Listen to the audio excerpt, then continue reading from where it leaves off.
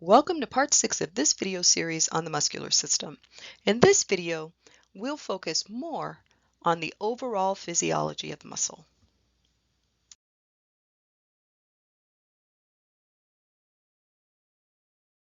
As you already know, the primary function of a muscle is to produce a contraction, and contractions produce tension. Tension is the force exerted on a load. You can think of a load as being something that's heavy or a weight, something that you need to move or to lift or to push. Okay, so tension is the force that you exert on that. Okay, and as a result, you do some work. Now, think about it. Contraction equals tension, not necessarily shortening. So contractions don't always mean shortening a muscle. There's a type of contraction called an isometric contraction, where there's no shortening of a muscle, but muscle tension increases. So, and it never exceeds a load. So one way that I can kind of think of this is with grocery shopping. Are you like me? When you come back from grocery shopping, you carry as many bags as you can, just so that you don't have to make so many trips out to the car? Well, while you're carrying those bags, have you ever paid attention to your arms? You're generating tension in your muscles. That's why you don't drop the bags. But you don't necessarily shorten any muscles. Your arms don't really change position. They just kind of hang by your side with the bags on the ends, right? So those would be doing an isometric contraction. You might have also seen this type of contraction in the bodybuilding world. So when a bodybuilder poses, they generate tension in their muscles to make their muscles look bigger and to make them plump up and to show definition, kind of like this gentleman is doing here. Okay, this is another example of an isometric contraction.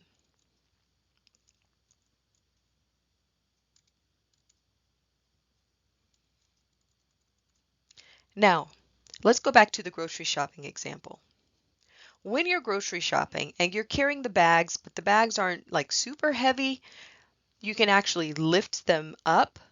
Your arms don't have to like hang by the side, but you can actually bend them, like the second figure here.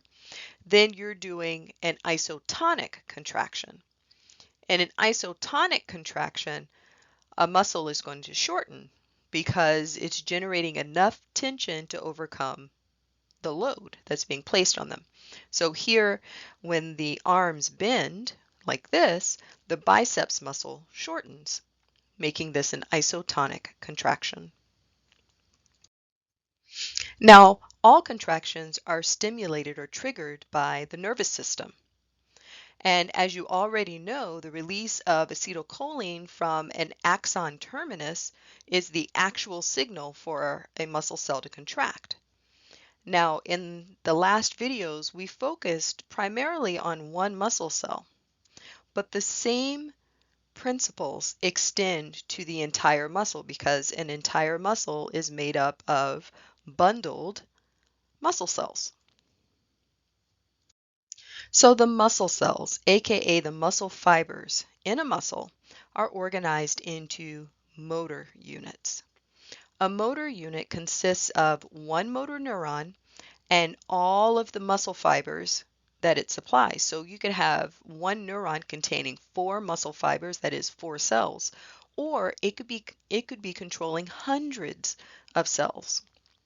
So in this diagram here, we see 3 motor units. How do we know there are 3? Well, we have 3 cell bodies. There's 1, here's 2, and here's 3.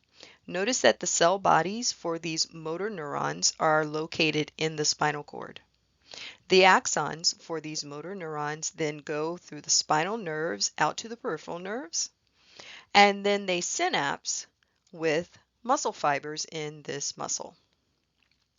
What I hope you can see is that each of these neurons is controlling different cells. So for example, this yellow colored neuron, I'm going to erase this stuff first so the picture is not so confusing. This yellow neuron right here is controlling 1, 2, three muscle fibers. The kind of salmon colored or orange colored one here is controlling 1, 2. And then the red one here is controlling still other muscle cells. You have 1, 2, 3 being controlled. So what I hope you can see from this figure, or what you've kind of figured out, is that different neurons control different muscle fibers in the same muscle. Why is this important though?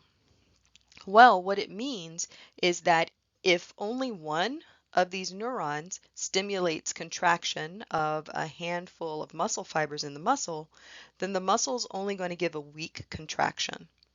If two get stimulated instead, then that means that more muscle fibers get stimulated to contract and you get a little bit stronger contraction.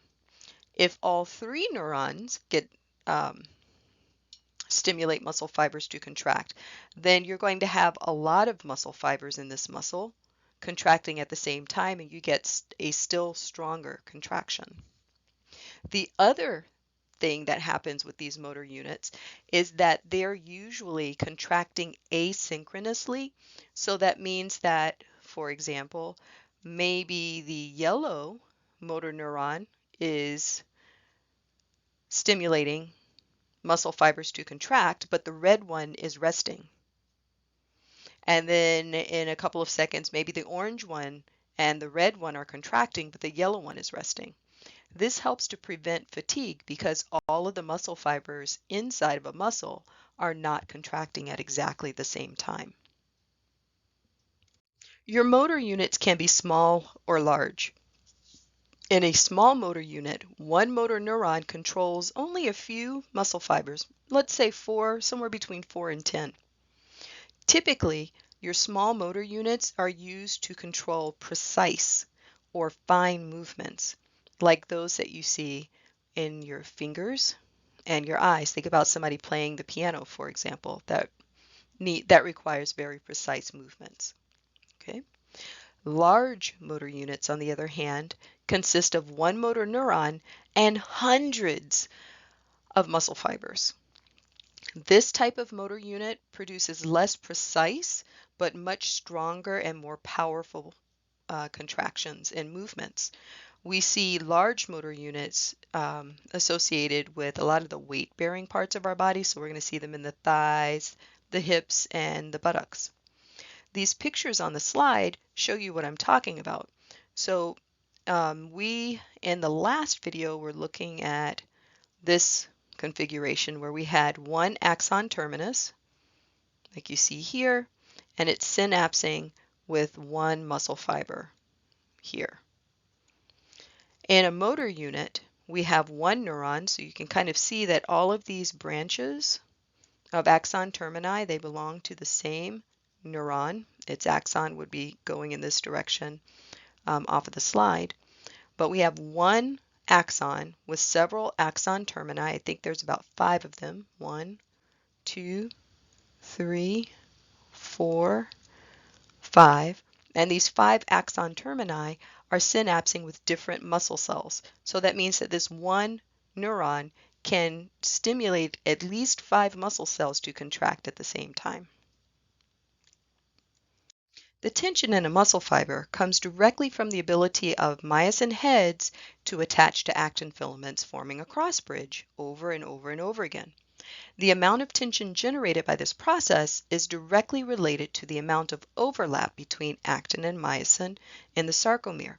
So next, we're going to look at how the body actually generates the optimum overlap between actin and myosin. So we're going to look at the length of the myocyte. When does that get established? And we're going to look at something called the length-tension relationship. So your muscles are attached to bones via connective tissue bands called tendons. And these are the tendons in this diagram here. In utero, it turns out, as we're developing, tendons actually stretch muscles to their optimum length to generate the most tension. And the myocytes that are in the muscle actually get stretched to an optimal length to optimize the overlap between actin and myosin. What is the optimum length? Well, we use something called the muscle fiber length tension relationship to kind of express what that optimum length should be. So it turns out that the ideal length of a sarcomere to produce the maximum tension occurs when we have the sarcomere at 80 to 120% of its resting length, with 100% being the state where the medial edges, that's these parts, of the actin, okay, kind of optimally overlap with the myosin heads. So the myosin heads can move in this direction, pulling the actin filaments towards the middle of the sarcomere, like this. Okay. So this length optimizes the overlap of actin binding sites and myosin heads. Now, if we were to take this sarcomere and stretch it even more than it's already stretched at its optimum, we would get something like this. So you can see there's very little overlap between the actin and the myosin here. This results in less tension produced. Alternatively, if we shorten the sarcomere beyond that 85% that I mentioned with the optimum range, then we get too much overlap between actin and myosin, and the myosin heads don't have that much room to move to form cross bridges, and the actin filaments will actually start to overlap in a rather short period of time. This reduces how much tension the sarcomere can generate.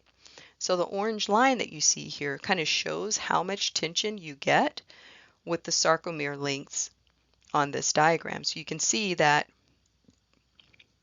here, when the sarcomere is shortened, you only get about 85% of the maximum tension that the myocyte can generate. When you have an overextended or stretched sarcomere like this one, then you get 90% maybe or less of the maximal tension. It's only when the sarcomere is at its optimum length and you have the right amount of overlap between actin and myosin that you get this maximal tension produced. Isn't it amazing that this is established while we're still in the uterus? Now that we understand that the nervous system controls the contraction of myocytes via motor units, and we also understand that the amount of tension generated during a contraction is related to the overlap between actin and myosin in the sarcomere, let's talk about contractions in more detail. The first thing you need to know is that the most simple contraction possible is called a muscle twitch. A muscle twitch is a brief contraction of all of the muscle fibers in a motor unit that occurs right after an action potential. And we can track how this contraction goes using something called a myogram, and that's what you're looking at here. So the myogram has time along the x-axis, and then the amount of tension is on the y. The arrow here represents our action potential, and you can see that tension increases in the myocytes, in the muscle fibers, right after that action potential. And then that's followed by a relaxation period in which tension decreases. Exactly what a muscle twitch looks like on a myogram is going to be different depending upon what kind of muscle cells we're looking at. There are differences in duration of the twitches due to variations in the metabolic processes of these different muscle cells and between the enzymes that you find in different types of muscles. But what I hope you'll notice is that the amount of tension that's generated in all of these muscles is basically the same, even if the duration is different. So let's talk about the parts of a muscle twitch really quickly so you can understand the myogram when you see it. All right, the first part or the first phase of a muscle twitch is called the latent period. So this is our muscle twitch down here at the bottom of the slide. So the latent period is the period that happens right after the action potential going to the start of our contraction. Okay, so this is where we're going to see during the latent period, we're going to get an action potential that travels down our motor neuron that gets transmitted via acetylcholine to our muscle cell, the sarcolemma, and then we get an action potential there. You'll hopefully recognize these peaks on the first graph here, and on the second graph here as corresponding to depolarization during an action potential. So both of those things happen in quick succession of each other during the latent period. If I were to draw a line here, you would see that the action potential basically ends before we get our increase in tension. The next part of this graph after the latent period, so that would be here, this is the period of contraction. So we can see that at this point we're getting an increase in tension in our muscle fibers. That's because cross bridges are forming. And then the last part of the graph, which is over here, this is the period of relaxation. So calcium that's in the cytoplasm of our myocyte is being pumped back into the sarcoplasmic reticulum.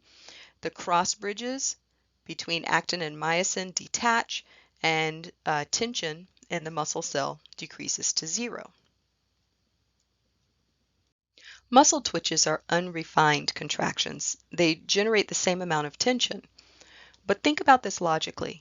The strength or the tension needed for you to lift your pen is different from what you need to lift your cell phone, which is different from what you need to lift a stack of books, which is different from what you need to push furniture, which is different from what you might need to push a car that's broken down. So what happens is if muscle twitches are all the same, then the nervous system has to adjust how it stimulates muscle cells to actually contract or to do these twitches so that you don't use the same force for all the tasks that you have to do. In other words, it grades your muscle responses. This allows for smooth movements. It also allows variations in the degree of muscle contraction so that, for example, you're not using the same force that you would use to lift books to lift your cell phone to your ear. That would be terrible, right? Your cell phone would smack really hard into the side of your face. That would be unpleasant. These graded muscle responses are also required for proper control of your skeletal muscles. There are two main ways that the nervous system is going to code how much tension muscles need to produce. The first way is by changing the frequency of stimulation, and the second way is by changing the strength of the stimulus to contract. Let's take a look at these in a bit more detail. All right. So just really quickly, I know I've described this already. I just want you to see it in case you didn't quite get it when I talked about it before. Muscle contractions are stimulated when an action potential comes down the sarcolemma, then goes down into the muscle cell via the T-tubules. Remember, an action potential is a change in voltage. So it stimulates these voltage-sensitive proteins here and causes voltage-sensitive gates to open up along the sarcoplasmic reticulum. When that happens, calcium flows out of the sarcoplasmic reticulum. And this is going to allow cross bridges to form between actin and myosin. An increase in calcium release leads to an increase in the number of cross bridges. And remember, your cross bridge cycle is going to continue to happen over and over and over again, pulling the actin filaments closer together, closer to the middle of the sarcomere, as long as the calcium remains high in the cytoplasm of the cell. But you have these reuptake pumps, which draw calcium back into the sarcoplasmic reticulum. And once the amount of calcium in the cytoplasm decreases enough, then those cross bridges are going to stop and the muscle cell stops producing tension. So what happens if the stimulus to contract comes faster than the reuptake pumps can pull calcium out of the cytoplasm of the cell? You get something called, let me see, is it on this slide? You get something called wave summation. Okay, wave summation, where we're going to take those muscle twitch waves and we're going to basically add them together. Let me explain what I mean. So hopefully you can kind of recognize that this is a muscle twitch. There's an action potential that stimulates contraction. So our contraction happens here. Okay, but then the reuptake pumps start pulling calcium out of the cytoplasm, and that results in fewer cross bridges and less tension. Okay, now what should happen is that this should go all the way back down here, okay, to 0. But in the example that you can see here, instead of going back down to 0, so completing the relaxation period, we get another action potential. So that means that there's another stimulus that causes calcium to be released from the sarcoplasmic reticulum again.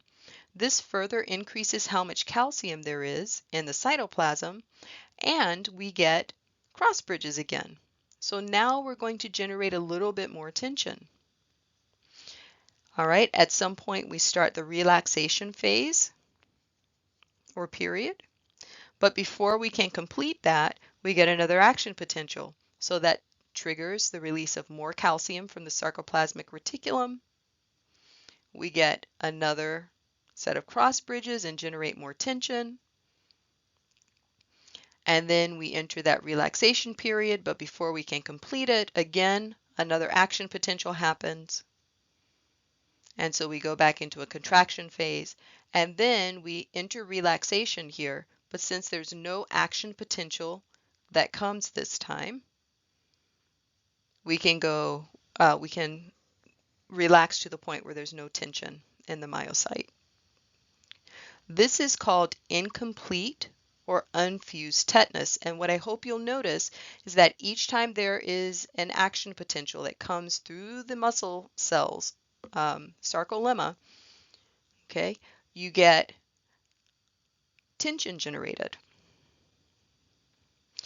And then you enter that relaxation period, but there's another action potential. And so we get another contraction, and this happens over and over and over again. Notice that the amount of tension that's generated each time is increasing. So by increasing the frequency of the stimulus, that is how often the stimuli come, where the nervous system is actually increasing how much calcium there is in the cytoplasm, and that increases how much tension is generated. This is fused or complete tetanus. It's another example of wave summation. Here, we get our initial action potential, and we start getting that period of contraction, but before we can even get to the top of the period of contraction and start relaxing, there's another stimulus. So this adds more calcium to the cytoplasm of the muscle fiber, and so we get another contraction. Then before we can even start to relax, another stimulus comes. And then another, and then another, and then another. Each time more calcium is released from the sarcoplasmic reticulum, and we just stay in the period of contraction until we get to the point where you can't generate any more contraction, basically. All of the myosin heads are making cross bridges. The cell is basically saturated with calcium. Okay. Once you stop getting new stimuli, like right about here, then those reuptake pumps can start pulling calcium back into the sarcoplasmic reticulum, and we enter that period of relaxation. And if there's no stimulus that comes before we get to 0 tension, then the muscle cell will completely relax.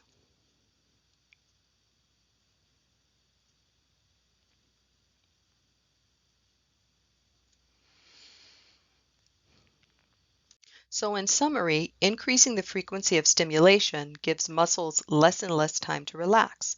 The result is wave summation, where successive stimulation before relaxation can complete leads to increased tension in your muscle cell.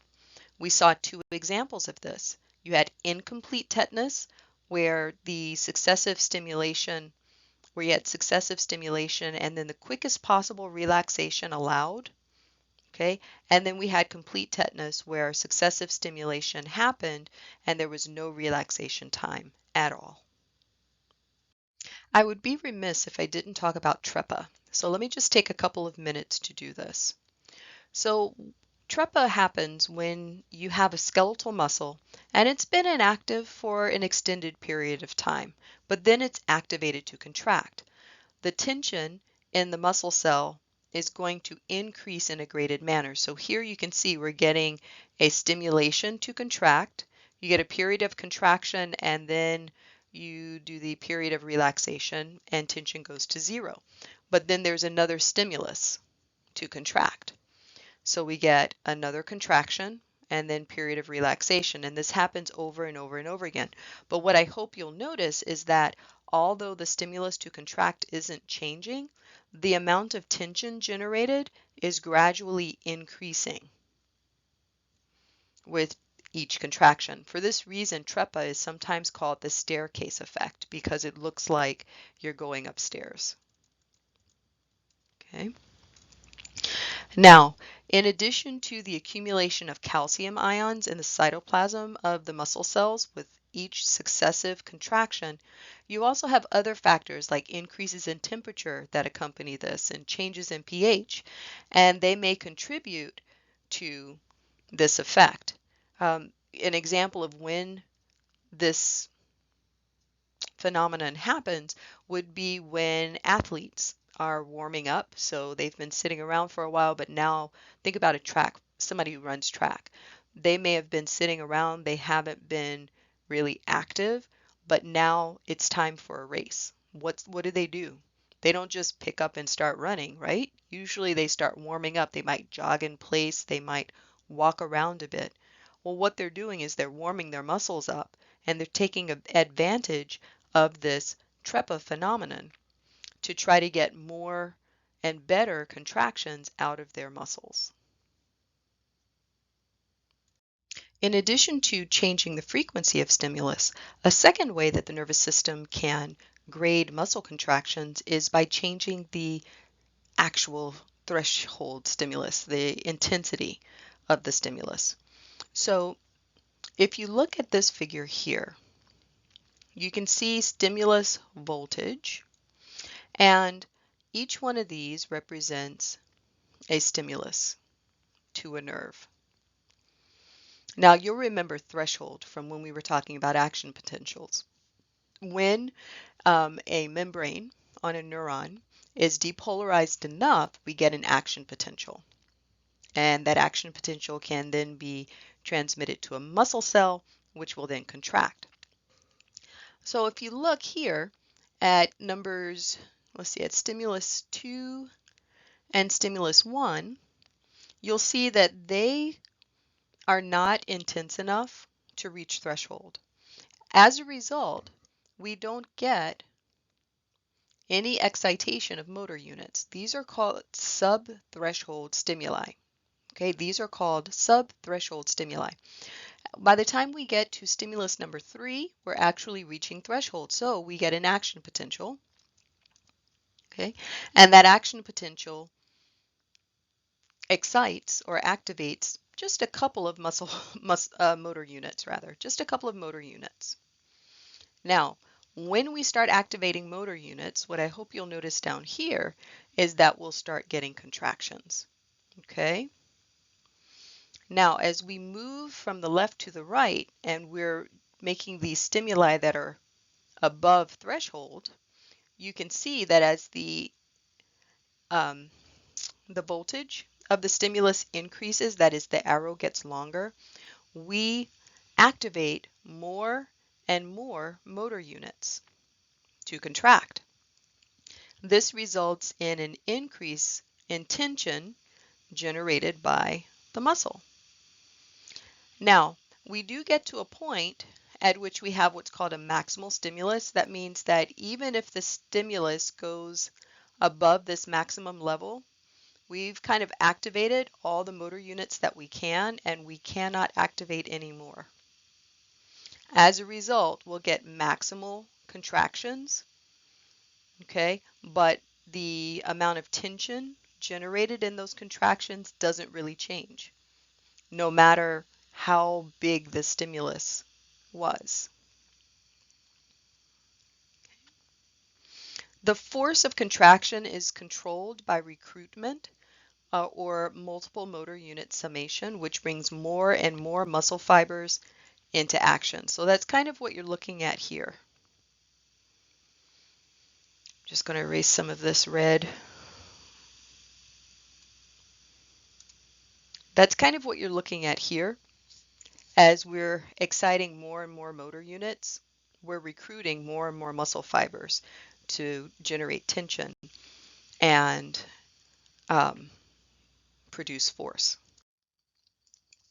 The size principle basically says that motor units with larger and larger fibers get recruited as stimulus intensity increases. So when our stimulus is kind of small, then the first type of motor unit that gets recruited, or it gets stimulated to contract, in other words, is going to be a small motor unit. If that motor unit does not provide enough tension or a strong enough contraction, then the nervous system will stimulate a little bit larger motor unit. And then the tension from the small motor unit, and the one from the medium motor unit will be added together.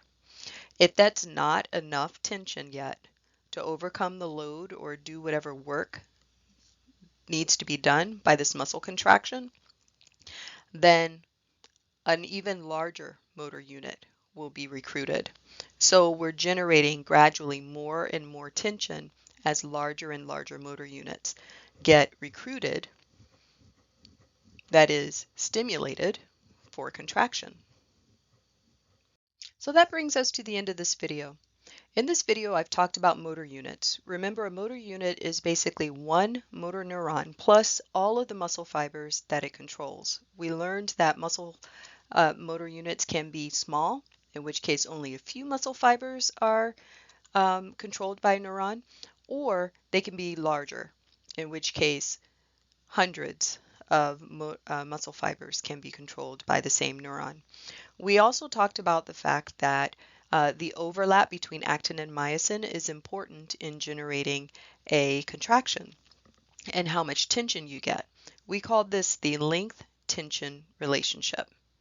Finally, we said that contractions are really called muscle twitches. They are the simplest kind of contraction, but they're crude contractions, and that the nervous system, which controls muscle contraction, has to be able to grade or code how much contraction a muscle actually does in order to do certain types of work. We talked about how the nervous system does that. Remember, one way that the nervous system can grade muscle contractions is by changing the frequency of stimulation. The second way that the nervous system can control or grade muscle contractions is through changing the intensity of a stimulus. So as the intensity of stimulus increases and we get above a threshold stimulus, more and more motor units get recruited to contract and provide tension to meet some sort of demand for work that the body has to do. We also said that typically the smallest motor units are recruited first, followed by the medium motor units, and finally the large motor units, depending upon how much tension is required. That's the end of this video. I hope this made some sense. If it doesn't, drop me a note and perhaps I can clarify some of the topics here. In the next video, we will talk a bit about the different types of muscle fibers. We'll also talk about where the energy for contraction comes from, and we'll talk about the effects of exercise on your muscles. I look forward to seeing you in that video.